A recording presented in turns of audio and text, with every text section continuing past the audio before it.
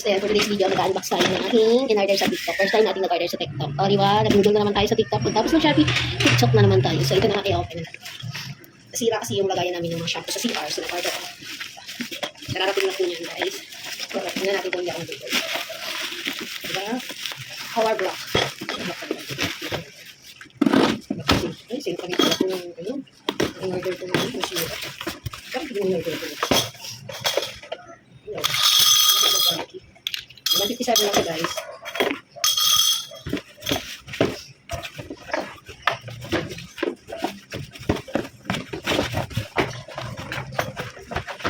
Diba yan yung shampoo?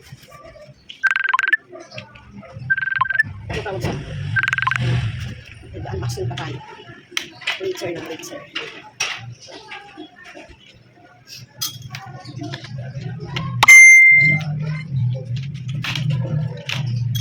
So ito na nga, guys, na-assemble na natin ating in-order ko siya.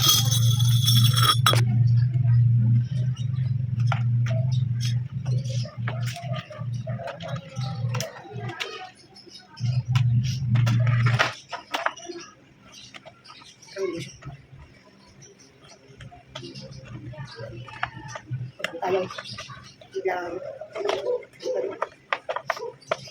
tayo nabigyan na tayo ayaw ko okay naman wow medyo maliit lang siya, guys. Maliit lang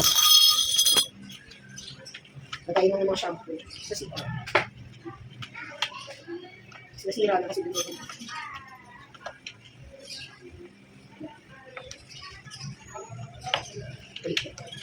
Check natin sa lisa kasi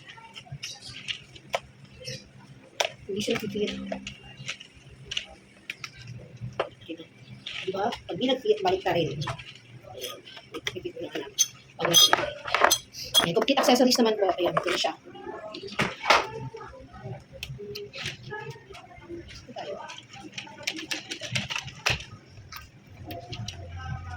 Ayan.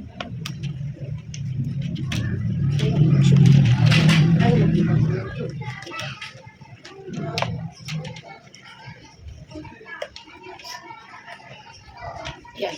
Ayun siya. Nalagay natin ito ulit. Ayun siya, guys. 4 layer. Okay naman siya. So far, so good. Diba? Yan. Hindi na tayo nabudod. Pero mag-okay siya. For 1 year lang po. Kasi parang kinakalawang ito pag tumotol. Kala ko plastic na siya. A few moments later. So, ito na nga, guys, na-assemble na natin. Ito na po siya. 4 layers po. For only 183 pesos. Ayan, guys. Lalagyan po natin siya ng shampoo and conditioner at mga sabon sa CR. Dahil nasira na yung ganyan natin before. So, nag-order tayo ng bago. So, ito na siya. Mas mura kasi last time 200 plus yung nasira. Ayan na nga, guys. O, diba? Charan! Happy na naman tayo. May stock.